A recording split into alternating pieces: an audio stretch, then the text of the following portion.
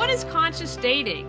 What does today's guest say that are commitments to conscious dating? What advice did he have for Kim Kardashian on a successful marriage? Perhaps we'll get some thoughts on unconscious or conscious uncoupling. We're going to talk about that and much, much more this afternoon. In today's Reawaken You, since we're talking about relationships, I have a really good friend of mine that I've known for a really long time, and our relationship has changed. And I'll never forget when I was in my early 20s, I had seen a therapist. She was great for me at that point in my life, but she was the first person who put the idea in my head that I didn't need to be friends with everyone forever. I'm kind of like a wolf or an elephant or whatever that animal is that mates for life. And really up until then, if you were a friend, I thought you'd be in my life forever. And that was really kind of an aha moment for me to accept that people come and go in your life. For instance, you get married or you're single, you get divorced, you have kids, and relationships naturally change. And in this particular relationship, it was with a dear male friend, but when I got married and prior to that, an engagement and dating my husband, the relationship changed because I wasn't available 24/7 when he needed help. And at the moment, he's really angry with me, and that's okay. But besides the point of sometimes we need the relationships to go, it's really important is you don't step down or you make yourself unaware or unconsciousness. Don't drop your vibration in order to meet someone if they're in victim mentality, angry or sad or whatever. You can still keep your vibrations high, honor yourself, and love your friend without judgment no matter where you are on the path together. All right, we're going to talk about today's guest. Conscious relationships, dating, and personal growth expert Roy Biancalana is an author, certified relationship coach, and speaker located in Orlando. His passion is working with individuals or couples who are committed to experiencing the love life they most desire. As well as coaching clients directly, he offers interactive e-courses that address the most relevant relationship issues facing people today. Roy is a relationship expert for Fox 35 TV in Orlando, and his book, A Drink with Legs, sells worldwide. He is originally from Chicago, graduated from Louisiana State University, and is a former PGA Tour player. He has a 19-year-old son and lives with his wife in Florida. Welcome, Roy. Hey, good to be here. Oh, Roy, I want to tell everyone how I found you. A dear friend of mine said, oh my gosh, I found this guy online. I'm reading his blogs. And I was like, wait a second, I'm your friend here. I got to check him out and make sure he's a good guy. And I went on your site and loved it. And then I said to him, I've been telling you this stuff for years. And he never listened to me. But you were able to reach him, and he loves your stuff, and so it's all good. But I love your whole concept of conscious dating. So what do you mean by that? Well, I guess the way I would put it is conscious dating means to be more concerned with becoming self-aware as you're dating, knowing yourself, knowing your issues, for lack of a better term, knowing your baggage, knowing your beliefs, your energy, like really being self-aware as you're dating and bringing that authenticity into the relationship, rather than not really knowing yourself, what makes you tick, and playing a game to try to either seduce someone or play hard to get or things of that nature. I generally say that, there's so much relationship advice out there, online or otherwise, and books and blogs and YouTube. And there's so much. To me, it sort of falls into two categories. It's either advice that's going to tell you how to play the game better, or it's coaching that challenging the game altogether. And that's kind of where I fall, is I don't want to help people learn how to play the game better, because then you just get in gamey relationships, and I don't think that works for anyone.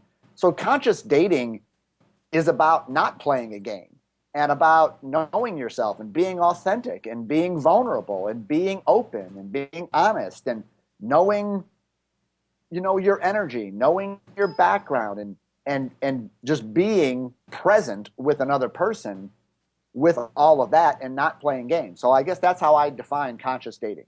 Well, I think that's great. I just got married for the first time last year, and I'm in my 40s, but people will constantly say, just keep working on yourself, keep working on yourself. And it's true. I did the work, and I attracted the right guy for me at the right time. And I would call it also putting on a mask. I felt like my husband was the first man. I didn't have some kind of mask, or I wasn't trying to figure out how to please him or what I needed to do next to make the relationship work. And that's what I love about you, because that's really the message that you share. What are some of your commitments to conscious dating that you have? Right. Well, yeah, I have 7 of them. And you know, you just touched on one, is the idea of what's called a persona. You know, like all of us, no matter how wonderful our childhoods were, we come out of our childhood having recognized that there are certain ways that we be or act in our family that get us the attention or the affection that we need. And there's certain ways that if we act that way, we either get ignored or ridiculed or made fun of or even punished. And so as little kids, we're really good at recognizing, who do I have to be in order to survive this family or get the love or the attention and the approval that I need? And so we become someone. We take on a persona. It's a false self. And we don't know we're doing that when we're 2, 3, 4, 5, 6 years old.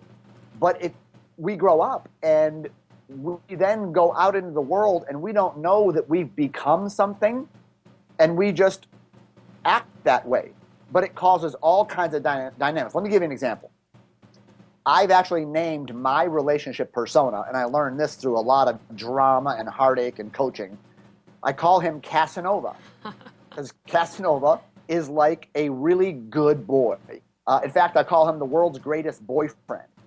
And Casanova came to be because the only way I could get close to my mother is if I pretty much fulfilled her agenda and was a good boy and did what she wanted and never crossed her and didn't ever say something that I wanted that might differ from what she wanted. So if mama ain't happy, nobody's happy, and my dad taught me that. And so I learned that to get close to a woman, you sort of kind of ignored yourself and you just aligned yourself with her agenda. So I didn't know I was doing that when I was a little kid, but I got older and I found that this almost automatic way that I responded to women was I started to say, how can I take care of you? How can I align myself with your agenda and fix you, heal you, take care of you? And so I was this guy I call Casanova, who's like right there, I'll light your cigarette, baby, even though I don't smoke. And, you know, but it was my unconscious thing. That's how I get a woman to like me, is if I take care of her. Now, I started attracting damsels in distress because I was Roy the hero. You know, Roy, take care of a woman. And so I attracted women whose lives were falling apart, who were overwhelmed, and so forth, because Casanova as the hero has to attract a victim to take care of, and so forth. So one of the principles, and I talk about in conscious dating, is we have to kind of identify what is that relationship persona that you have, because that persona is a lot like a piece of a puzzle, right? A puzzle has a certain kind of shape, and it goes with another piece of a puzzle that's reciprocally shaped, right? So Casanova is going to attract a damsel in distress because if he's a hero, he has to attract a victim. So a lot of female people have what I call a Florence Nightingale type of persona, which means they're like a nurse and they have a tendency to find broken down men and they heal them. They put them back together. And so these women come to me and they say, why do I keep attracting one guy after another whose life has fallen apart? He doesn't have a job. He's living in a basement with his mother eating Cheerios. Why am I attracted to that? And it's because your persona is Florence Nightingale and you have to be attracted to that. Otherwise, it doesn't work. So there are literally dozens of these kinds of personas that we need to wake up to, because as long as I'm being Casanova, I'm going to attract a woman whose life has fallen apart.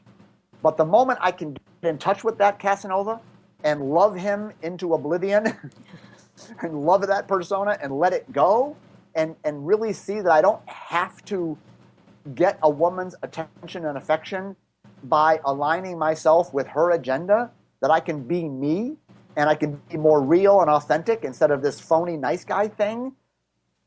When I let go of that, I'm able to attract a really healthy woman into my life, which is what I ended up doing. So that's a big part I think, of our relationship journey is to recognize the personas we've taken on that are responsible for all the goofiness we attract. And let me just say one more thing. Everyone knows about this relationship Groundhog Day syndrome, right? Remember the movie Groundhog Day? You experience the same thing over and over and over again. Well, this is what I'm talking about. When you attract the same kind of partner or the same kind of problem, the same kind of pattern, and the same kind of pain, it's because your persona is requiring a certain kind of playmate. And then you play the game and it gets the same problems and pain and so forth. So if anybody's out there is saying, I keep attracting the same issue or the same kind of person, the reason is that you're stuck in a persona that you don't know about, and that persona needs that certain problem or that certain issue in order to make itself, have something to do, someone to play with. Does that make sense? Yeah, absolutely. Now, I'm really curious. This just popped into my head. I hear a lot of times people say, oh, I don't want to settle. Now, it's my observation, and since you coach people, I would love to hear your thoughts, is that they aren't, I don't think it's about settling, although they say it. They seem to be picky on the superficial stuff. The story that I've shared more than once is I wanted a guy 6'3", and my husband's an inch shorter than me. But when I let that go, I met the perfect guy for me. But then it seems like they'd compromise and be like, well, I really don't want to date a smoker, but maybe I could live with that. What's going on? Yeah. Well, you certainly, I do advise my clients to have a very short list of things that you definitely must have and you can't stand. I mean, like, for me, and I have no judgment on anybody on what they do, I would not want to be with a smoker. I don't care if it's Jennifer Aniston and she says, Roy, you're the hottest guy I've met since Brad Pitt, and I want you. If she smokes, I can't do it. So it's appropriate that we have some major things that we're committed to. Like, for me, the major thing I have to have in a relationship is my woman has got to be devoted to her spiritual path more than anything else in her life. Her spiritual development has got to be the most important thing to her, even more important than I would be to her, because that's how it is for me. So it is appropriate to have a couple of important things. Now, I did meet someone, I'm not making this up, and they said, we talked about the list thing, and she said, yes, I've got 93 items on my list. And I'm like, really? She says, yeah. And I met a guy recently, he had 92 of them, and I dumped him. And, she wasn't my client, so I just said, oh, that's interesting. But in my head, I was saying, oh, you actually want to be single. And that's where I'll take your question. The issue of settling, while I would always encourage my clients not to settle. I mean, what are you going to do? Have sex with anybody? Date anybody? I mean, so you got to have some boundaries like we just described. But a lot of times when people are picky, really picky, and they're not going to settle, a lot of times they're not willing to own that they have either a fear of commitment or a fear of rejection, or at this point in their life, they really don't want a relationship. Because when you set the bar, sometimes you can set it so high, like that person with 93 things. You set it so high, nobody could meet it. And so you're actually keeping yourself single without having to just own up to your friends or yourself and say, right now, I don't want to date anyone. Instead of coming up with some arbitrary, I'm not going to settle, and I'm really just picky. And, and in other words, it's a way to keep yourself single unconsciously. So when someone says, my friends tell me I'm too picky, and I have that all the time. Someone says, my friends say I'm too picky. I don't know if I'm too picky. I just think I have standards. But all my friends say, oh my God, you're so picky. I start asking questions. Do you really want a relationship? Just play along with me. What would be the downside of a relationship? What would be the disadvantage to it? And all of a sudden, their eyes start opening up and they say, oh, well, I would never get rejected. I remember my parents went through a horrible divorce when I was young, and I said to myself, I never want that to happen to me. Right? So, in other words, they have a fear of rejection or divorce or breakup, and the best way to avoid those things is never to have a relationship. The best way to do that is to set your standards so damn high nobody could ever reach it. Or they might have a fear of a fear of loss of autonomy. You know, a lot of women these days, and this is wonderful, are becoming so much more self-sufficient financially, psychologically. I mean, you know, it's not like the 50s and 60s anymore. And so there's a lot more women nowadays who are saying, when they're honest, I'm afraid if I get into a relationship that my life might get smothered, or he's going to be controlling, or I'm going to have to tell him where I go, when I go, who I go with. I'm going to lose my freedom. I'm going to lose my ability to go where I want. I don't want to pick up his socks on the floor. And so they have a fear of losing autonomy, losing control of their own lives. And so when I start asking a client about those two fears, the fear of rejection or the fear of engulfment, then they start to say, oh my God, I'm actually afraid of one of those things. Maybe that's why I'm so picky, is because I don't want to deal with one of those major things, because both of those things you can let go of. You can deal with rejection, and this is getting really spiritual, but you can really begin to discover there is no separate self who gets rejected. There's just a person's opinion. And you can deal with the idea of a relationship means I lose something. I mean, I'm married, and there is not a single thing that I'm not able to do whenever I want. I have complete freedom. I choose to be faithful to my wife, not because I'm afraid of losing her or because she wants it, but because I know that that's what I want for me. Mm-hmm. So am I restricted in my faithfulness commitment? No, because I'm choosing it. And if I choose one day that I don't want to be, then I won't, and I'll tell her, and we'll probably break up. But I don't lose anything by being in a relationship. I can go wherever I want, do whatever I want. And so a lot of us have these fears that are unexamined. So that's kind of a long way of getting at the deeper levels of what's going on when a person is too picky. Yes, fantastic. Now, one thing I wanted you to talk a little bit more. I love how you talk about, sometimes you just need to take a break from dating. I laughed. I used to, here in Raleigh, I don't know how it is in your area of the country, but meetups are very popular. And right. So I would go to these singles meetups, and I hated it.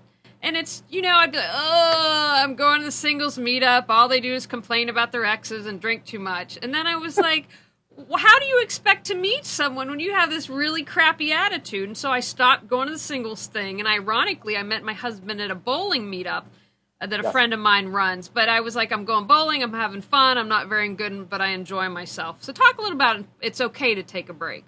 Yes, it is. And I'll take what you said and dive in the deeper end of the pool. Let's talk to women first. The most important issue that you have in your life that you must take responsibility for and manage is what I call your radiance. The aliveness in your body, the shine in your eyes, the joy in your heart. Because that's what a good man is attracted to. It's your radiance, and not necessarily your appearance. Radiance isn't about 34, 24, 36. It's not about, the high cheekbones and the fake boobs. It's not that. It's an energetic thing. And so if you're going to events as a woman and you're hating being there and you're not liking the conversations and you're like, and I'm just going, you're going to go in there with a darker radiance and a diminished sense of your aliveness. And so therefore, the really good quality men are not going to be attracted to you because they're going to be able to sense your closure. But the men who have their own issues of closure, and they're going to be attracted to you because they're going to be in the same vibrational area of beer, so their presence. So for men, the men have to create and protect their level of presence, their ability to pay attention, their ability to be fully heart-centered and open in a room with people. Because that's what a woman finds really sexy, a man who's present and grounded in his body and makes eye contact and his breath is deep, all that things. But if he's there and he's like, I don't want to do this, but I'm lonely and I just want to meet someone. So his presence is, shallow. And so those two people will be attracted to each other because they're both kind of in the quagmire. And then you're both in your junk, and you're going to create a junky relationship. So if what it means, if you have to stay out of dating for a while in order to manage your aliveness as a woman, so you feel happy in your body, alive in your body, you know, your breath is deep, you're bright, you know, whatever you have to do to make yourself radiant and open, then that is the deepest commitment of your spiritual journey as a woman. So if that means, you know, going to yoga classes, doing breath work, if that means working with the coach to let go of some of those baggage issues and hurts from the past and different things, you know, in one of my e-courses, I go through about 6 or 7 major issues that darken a woman's radiance. And so whatever you got to do to offload that stuff so that the divine light, I mean, we're using all kinds of cliches here, but if whatever you got to do to have that divinity, that feminine divinity flowing through your body, that's what you have to do. And if that means taking some time off of dating, then you really must do it. Fantastic. Now I have a question for you that you had sent out this was sent to me prior to today about why men get dumped. And so the person had a couple questions, but they said, I read this entire list and if you'd like to share a couple of them, or I'm happy to as well, I have your email here. I read this entire list and find that I fall short in a few of these areas. For example, I'm in a job that's just okay, but I stay in it because I have total flexibility, great benefits, very good pay, and the free time it grants me to allow me to pursue things in life I really enjoy. Most jobs don't offer this type of freedom. Does this mean I'm not a trustable man because I'm not doing the exact work I really want to do? I've sacrificed being fully happy with my career to focus on my other life passions. Great question. All right. So here's how I would answer that. The deeper issue is what I call clarity of consciousness. That is the primary thing involved in what makes a man present and trustable, what I call a superior man, is his clarity of consciousness. And part of what that means is, does a man know who he is and what he's about in the world? In other words, every man really should be able to answer, why is he alive? You know, you're alive. Why? What's your purpose? Why did God put you on the earth? You know, what are you here to do? And for some men, that is their career. That I'm an entrepreneur and I feel like I've been called to start this or run this company or work, and that's fine. Other men, they have a career, something that they like to do and they love to do. It pays the bills, but what it does is it provides them the ability to do what they really like to do, which might not be something that generates income, which might be they run a little nonprofit, they help the homeless, or they work with underprivileged kids, or they handicapped or something. And so it's incorrect to think that a man's life purpose is always reflected in his career. So what I would say to that guy is, if he has a job that pays him well, affords him a lot of flexibility so that he can be able to do with his free time what he really feels like he's put on the earth to do, then that is beautiful. And a good woman would totally respect that, because she'd be able to feel him about what he's about. Yeah, he's got a job that does this because he's really about doing that.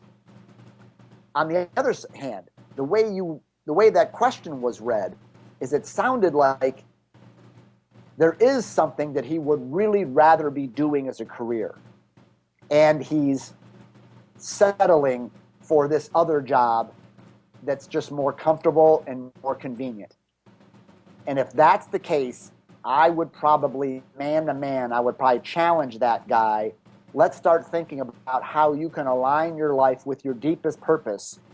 And as a man, let go of being comfortable, let go of being safe, let go of convenience, because a man who's living on his edge, he must let go of being comfortable. A man on purpose, whether it's Jesus or whether it's just a regular Joe, when you're on your edge, there's something scary about it. You're taking a chance. You're risking something. So I often describe it as like, think of a man near a cliff with a big drop-off. A man needs to be walking on the edge of that, so it's scary. He's risking. He's not too far off to where he crashes and burns, but he's not too far away from the edge to where it's safe and protected and comfortable. So every man has to ask himself, am I really living my deepest purpose? Or am I just kind of selling out to what's safe? And I don't have any judgment if he's doing that. I've done that so much in my life, where I've done what was easy and was safe and was predictable and it was okay. But I knew something in me was saying, but this is not, man, you got this life you're living and you're not really doing what you want to do. And so that's where I would challenge that guy is if he feels like there's something that he really should be doing, then I would just say, man to man, let's have a conversation about what that is. And let's put it on the line and start living a life that will make you feel really alive and really scared. Because when a man's living like that, then a woman can really feel his passion, his fear.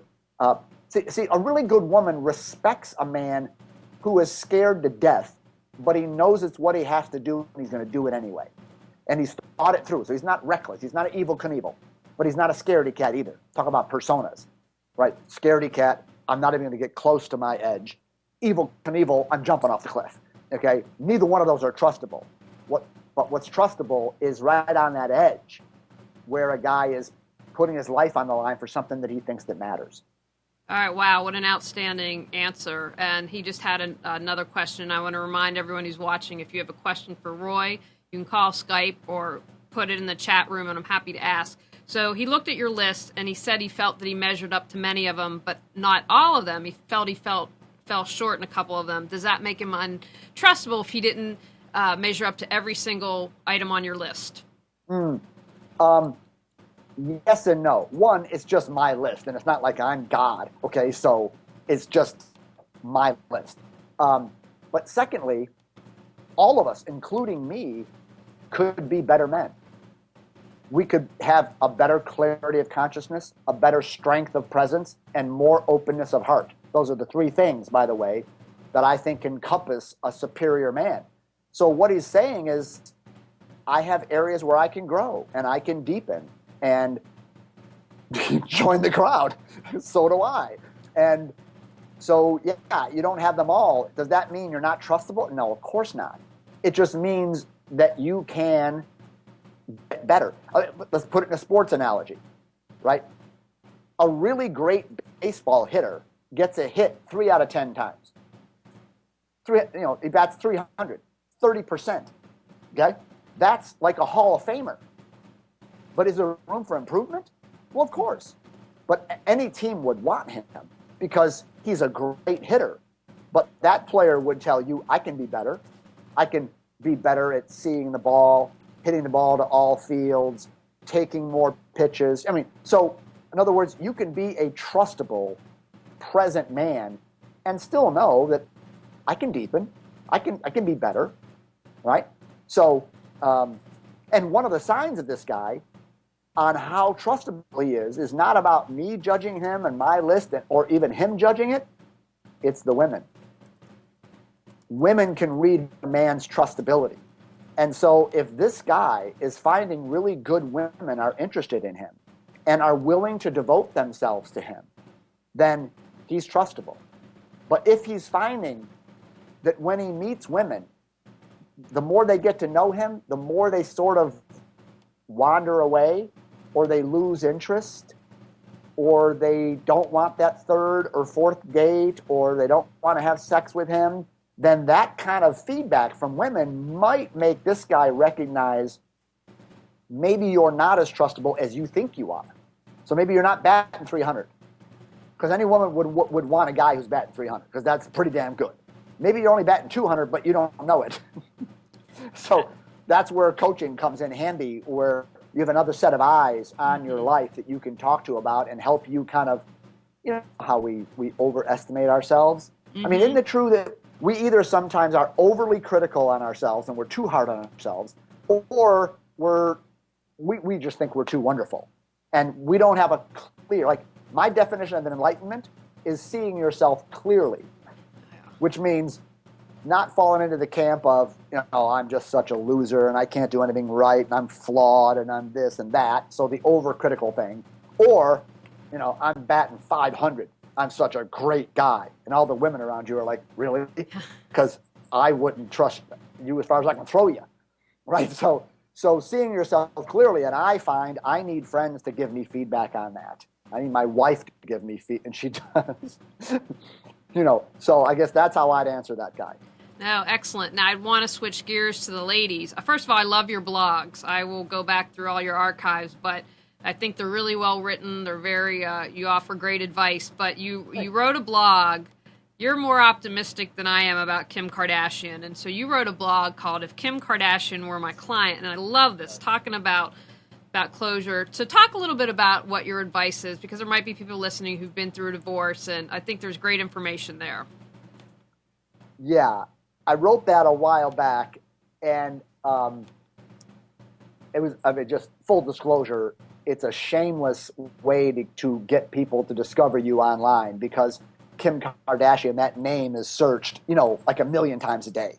And so if you write a blog with her name in it, they're liable to click on you and then discover you. So that was one of the reasons why I picked that hot topic. What the article got at is about being complete with former relationships and how all the former stuff impacts you moving forward in your next relationship. So I believe this was Kim's third marriage. Yes. And Kanye West, it was his third relationship. I don't know if he's been married 3 times, but he had 3 major relationships.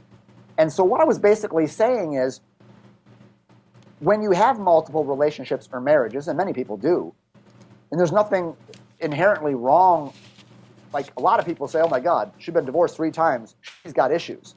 Well, yeah. Well, she's never been married. Like you weren't married till your 40s. Oh, you must have issues. Well, all of us have issues, whether you're married 10 times or never been married. So I tell my clients all the time, you'll never find anybody without baggage, unless they're like 1 or they're in the maternity ward. That's when there's no baggage. And even then, you could talk about reincarnation.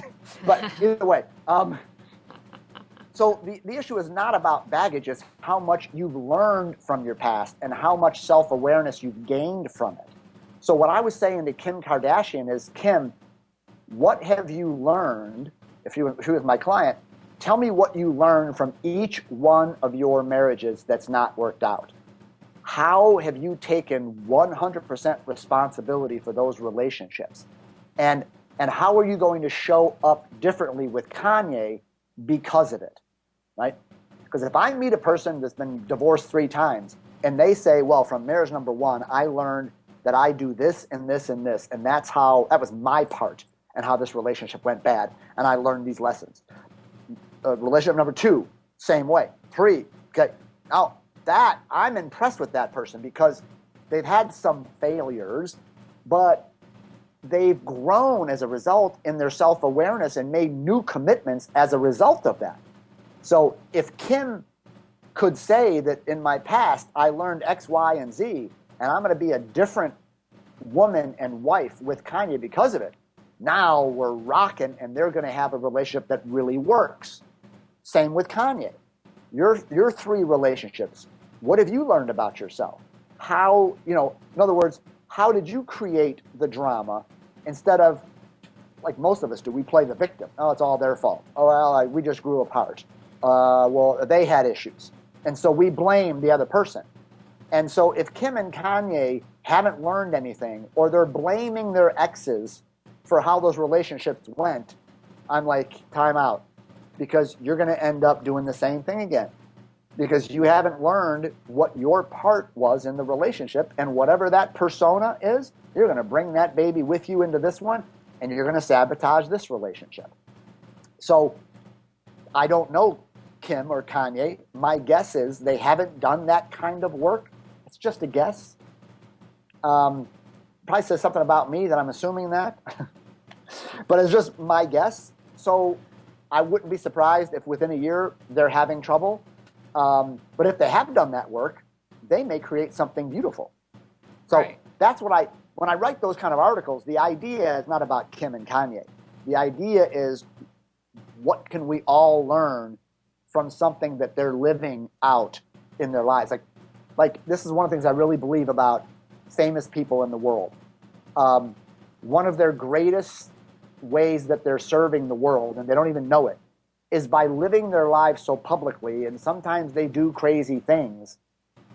We can learn from that. Us regular folk who aren't famous Hollywood people can look at what's happening, and we can say, thank you for teaching me about taking responsibility for my former relationships and ending playing the victim and ending blame and learning from my past so I don't repeat it. Thank you, Kim and Kanye, because you're teaching me that by the way you're living, even though you're suffering.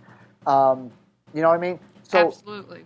Yeah. So I guess that's what I meant about that whole thing with Kimye, as they say. Now, what are your thoughts on getting closure from a relationship? I was on and off for someone really long time, and I think both of us were trying. I think there was great love there, but we just weren't right for each other, and it's not neither good or bad. It's just how it was. And one thing that I did, I had to get over, okay, he's not the right guy for you. And so I did a little burning bowl ceremony because, I don't know, I like to do ceremonies. But the other thing is, when I was doing that, I just sent him love, and I thought, I'm not the right woman for you. And so as much as it hurt, I was like, I want you to find love. I want you to find the right woman for you. And that helped me move on. And Yes.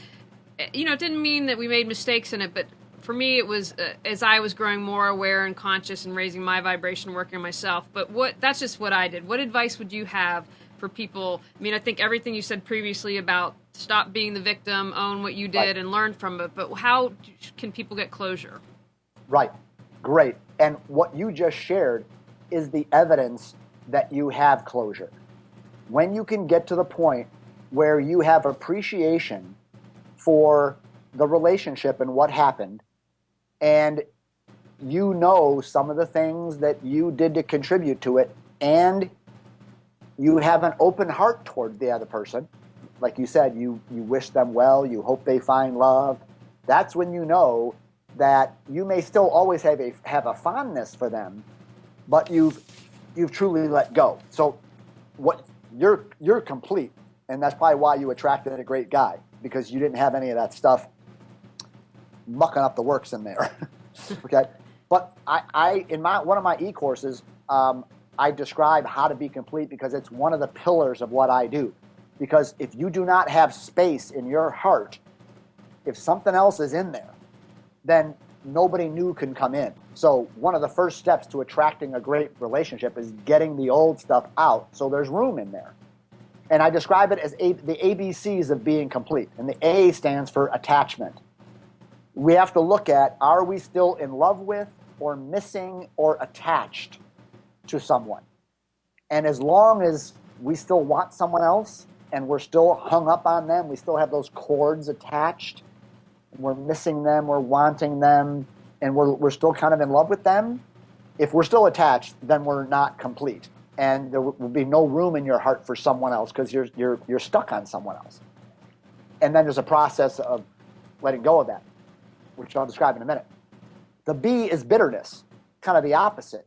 You're still not complete with someone if you're still bitter about them.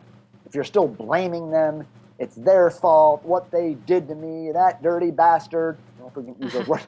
We're all good. you know, all of that stuff. When you're still filled with bitterness, you might not be in love with them, but you're still wrapped up in them. There's still drama going on, right?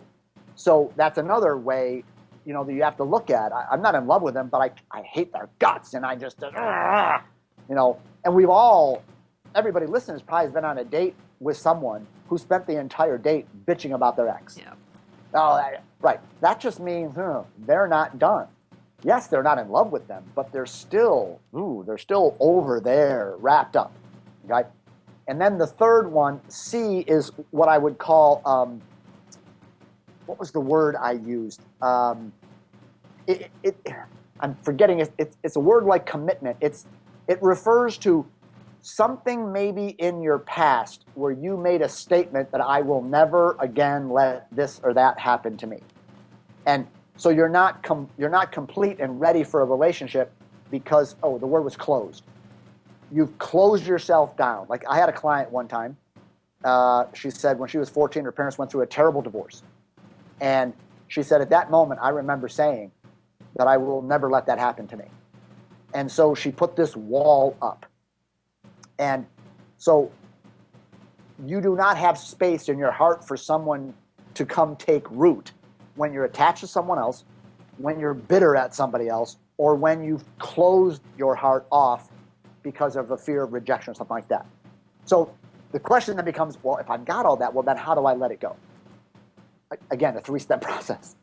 The first is when you are able to take your full responsibility for the relationship and completely end the victim mentality. Remember, in any relationship, there is 200% responsibility. I have 100, the other person has 100. When I take my full 100% responsibility for how the relationship went, and if I take more than that, then I'm the villain and was the bad one. If I take less, then the other person is the villain and I'm the victim. But when I can say, I know why that relationship went bad, I know what I did. I know what my personas were. I know what my actions were.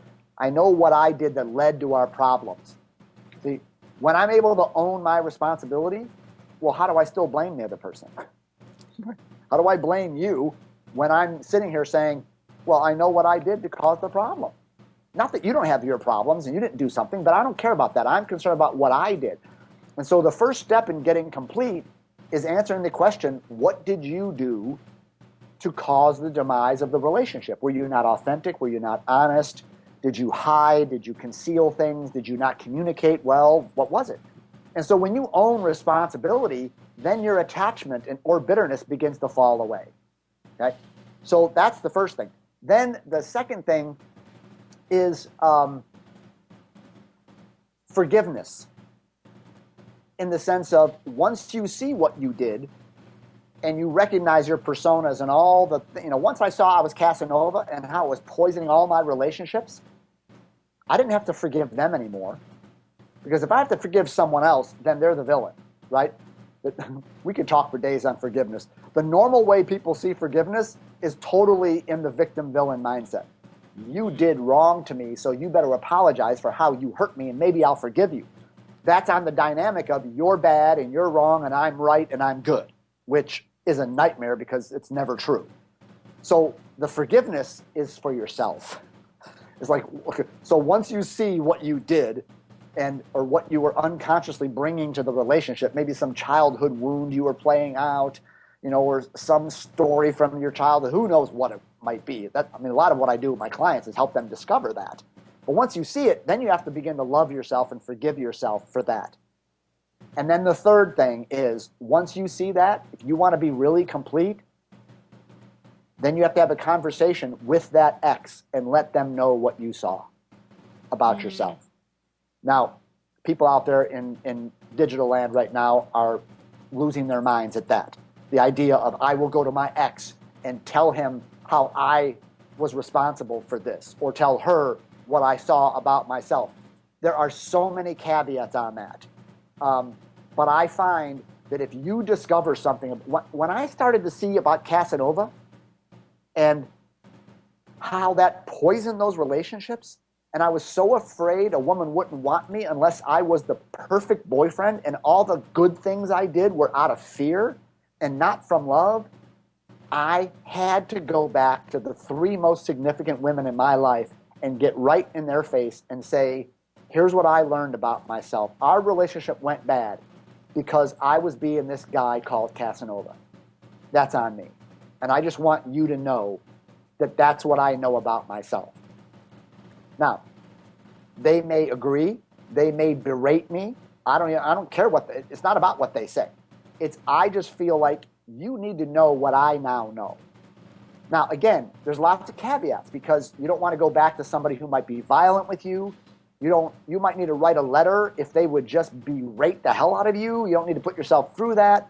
You may not be able to find them, so maybe you role play with your coach. But there is. Remember that old Bible verse?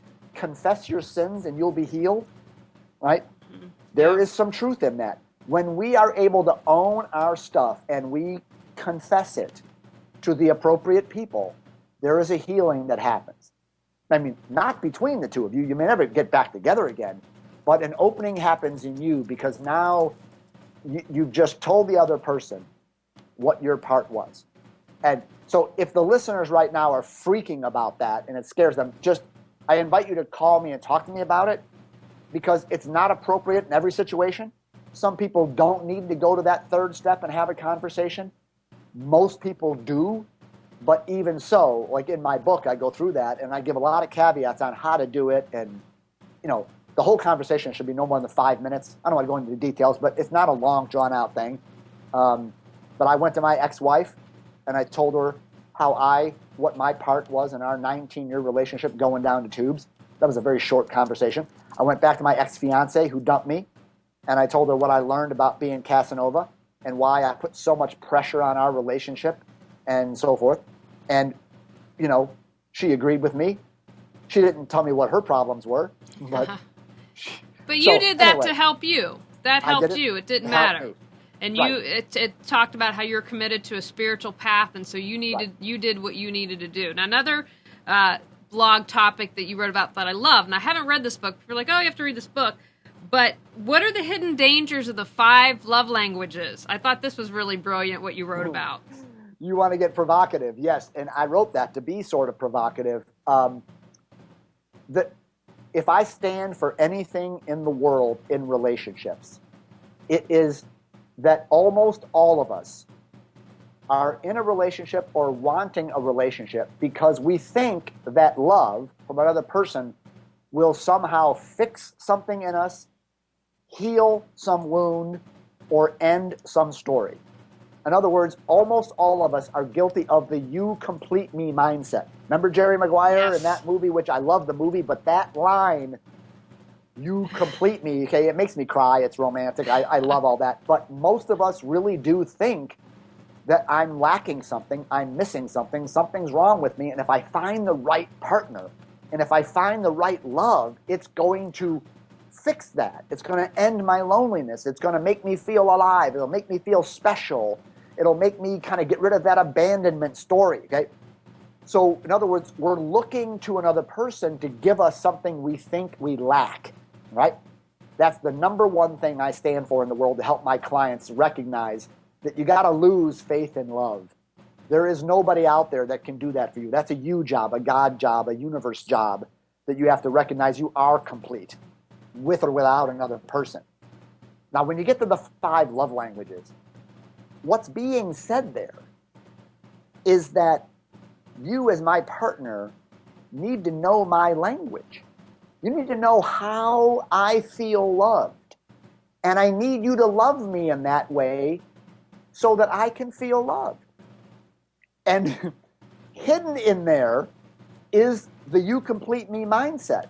It's saying that you're responsible for making me feel loved or special or alive or less lonely by acts of service, words of kindness, physical touch, all the 5 things.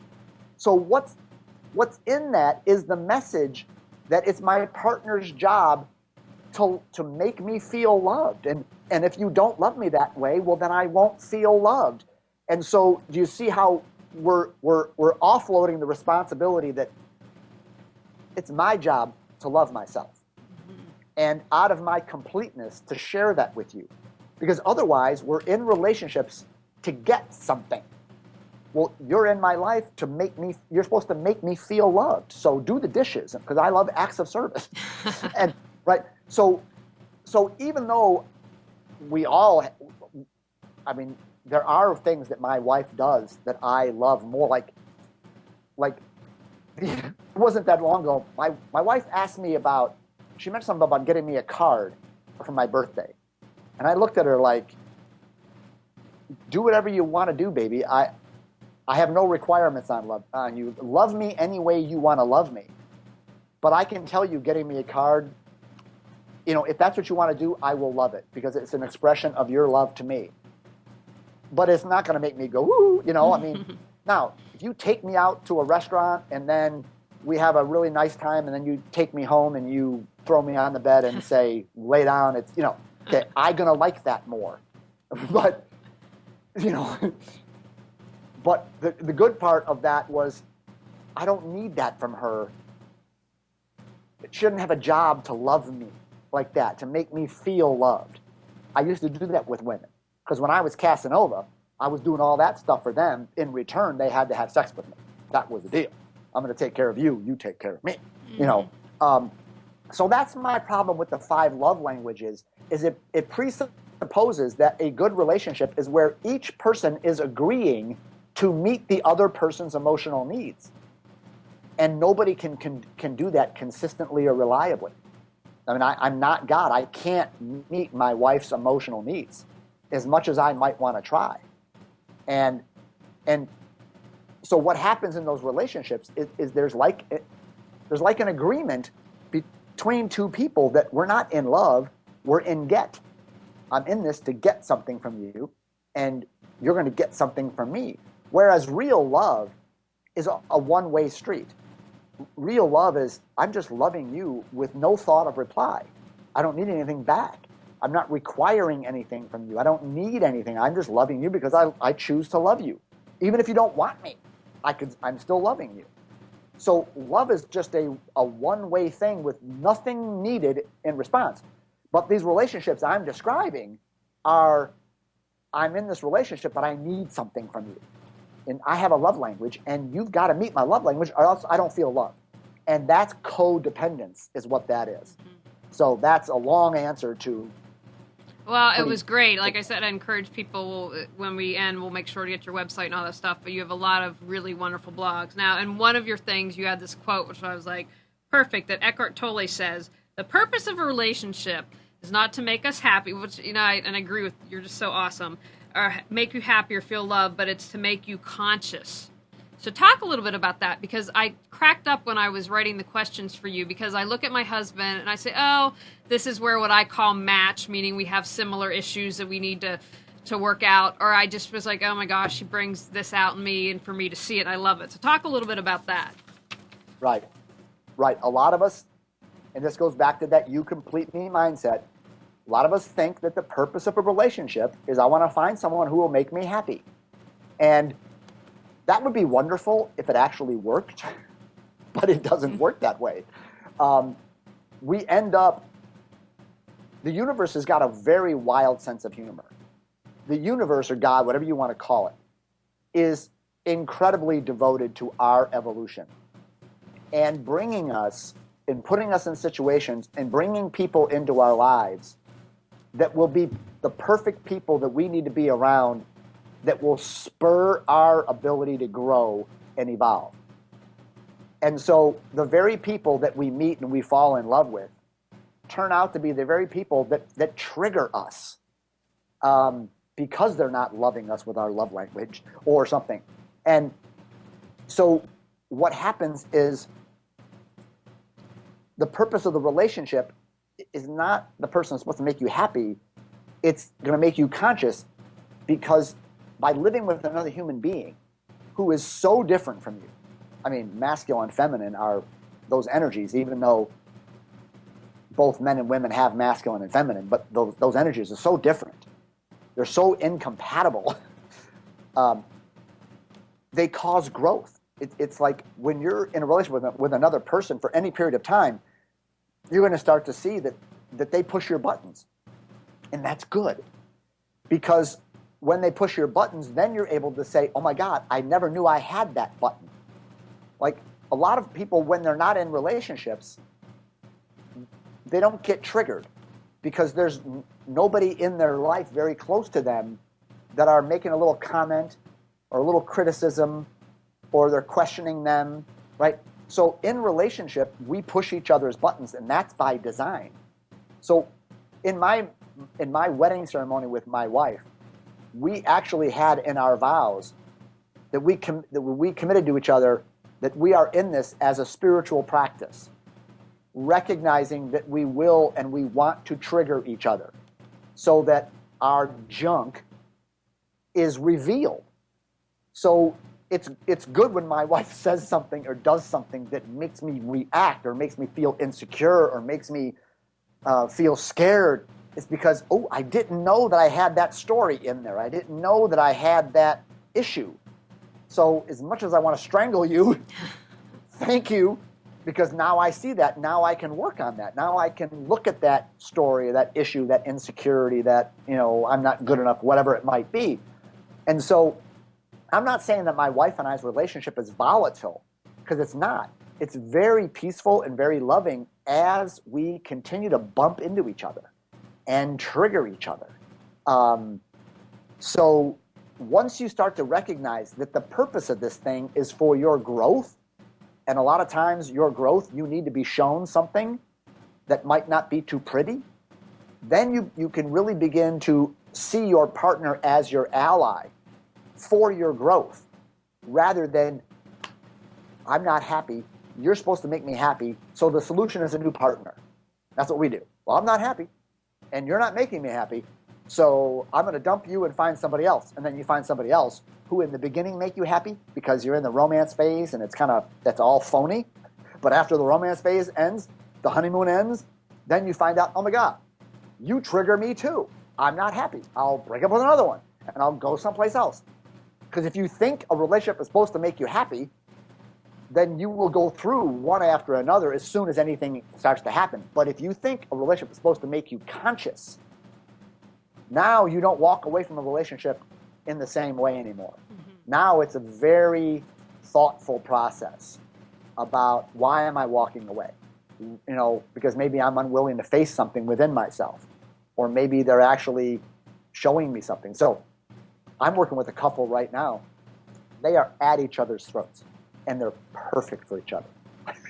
Absolutely perfect for each other. Now, they don't see it yet, but the universe wants them both to grow. So he needed this woman to pick at him, to poke him, to prod him, because his life isn't very grounded. And she needs some guy that is angry and defensive, and because, so they really do need each other in order to grow. Mm-hmm. So I guess that's how I'd answer the issue between happy and conscious. What words of wisdom would you have for someone that's lonely, single, divorced, or just, really wanting to find that wonderful relationship, but they're maybe stuck or sad or lonely? What would you say to them? You got to deal with that first before you think you can find someone to fix it. So when you're lonely, sad, this or that, most people think, well, the answer to that, if I'm lonely, is a relationship. Oh, that's trouble.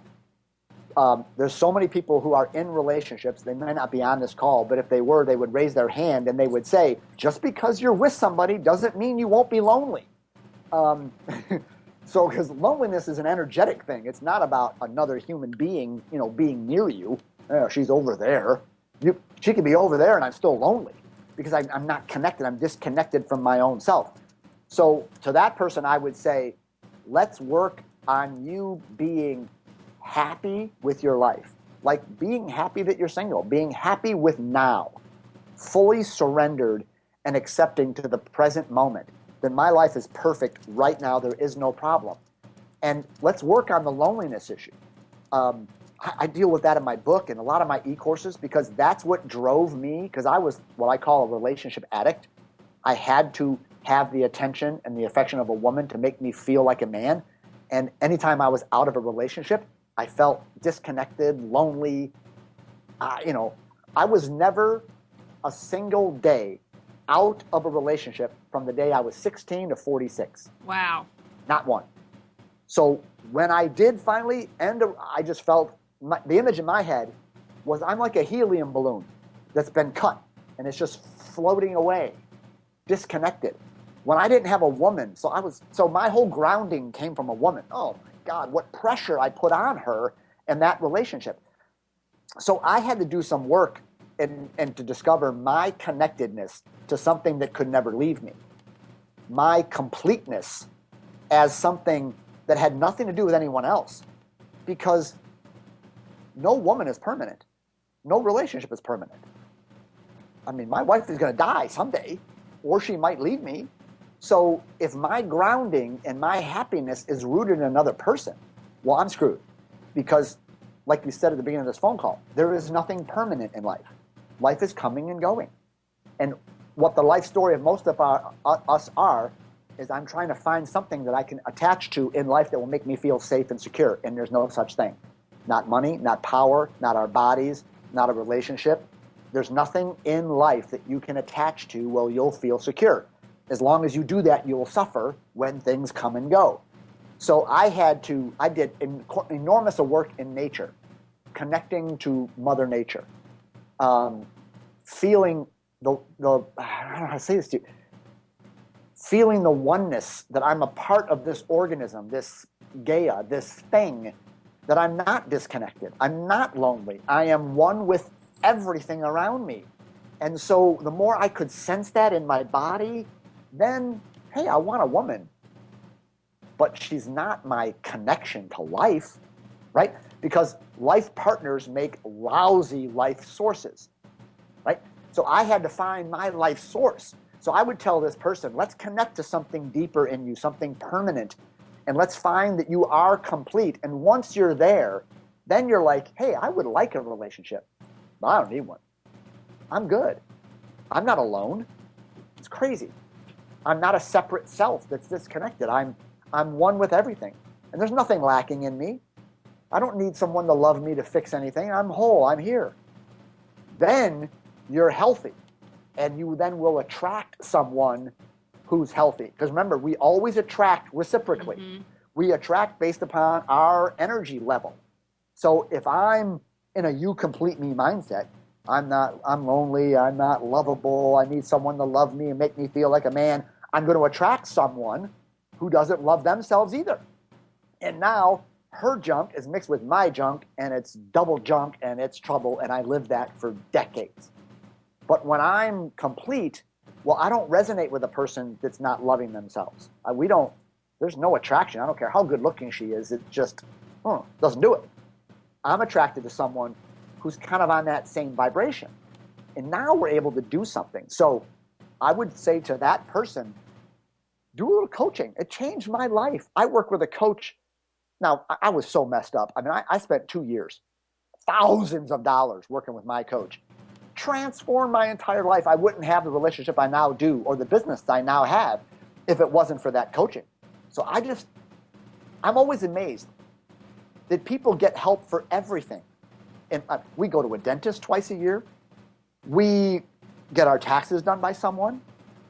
We go for advice. We have a trainer at the gym. I mean, we're so good at getting people to help us with things, but so few people say, help me with my love life.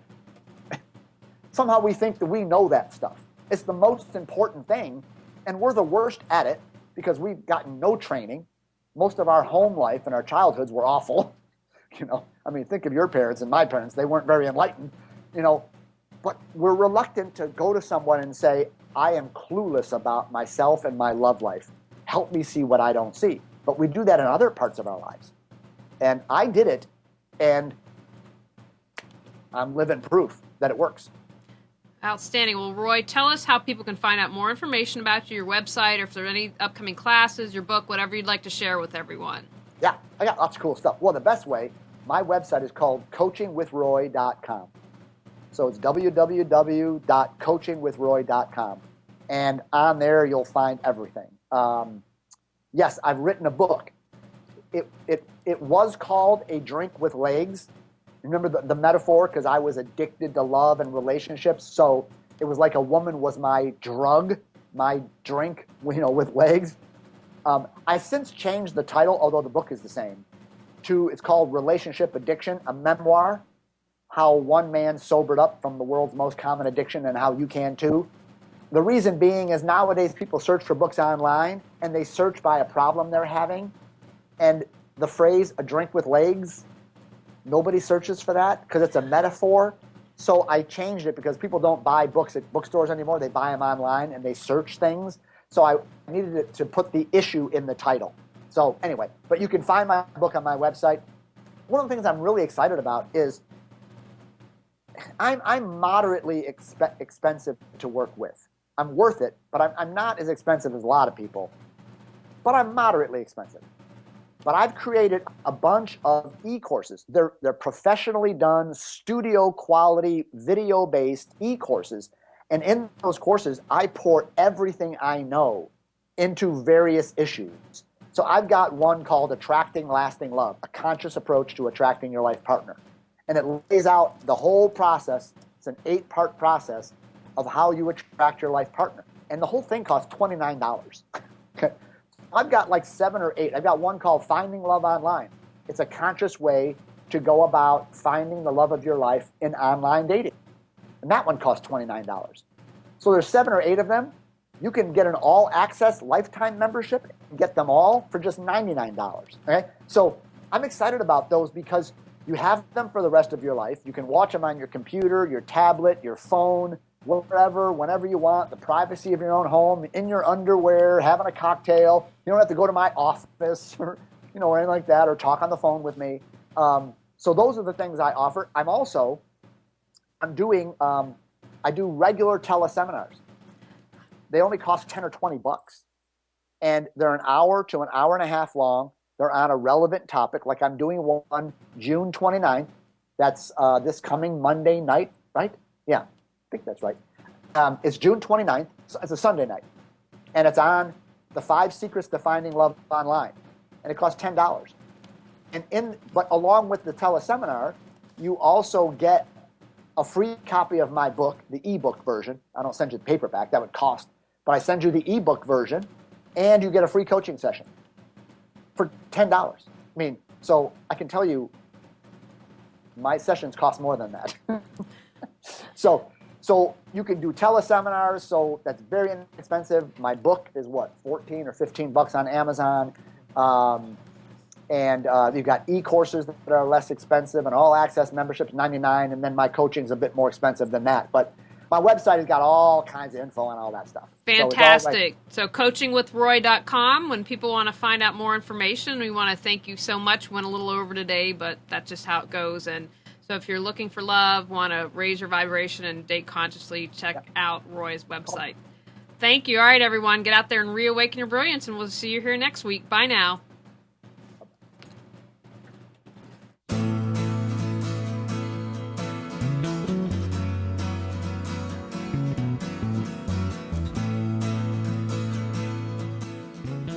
You are tuned to the Nissan Communications Network. Our weekly lineup of call-in programs includes Computers 2K Now with Amnon Nissan, Health In with Debbie Bruck, Breaking Free with Marilyn Shannon, Lessons of Vietnam with NCVVI members, The Tanya Love Show, Reawaken Your Brilliance with Julie Seibert, and if you tuned in too late, you can always watch each program in its entirety or download an MP3 audio file of it at www.nissancommunications.com. Sponsored by Atomus.com, makers of quality video recorders and converters for professionals. ThatVidBlasterGuy.com, CarolinaApparel.com, and DeltaForce.net.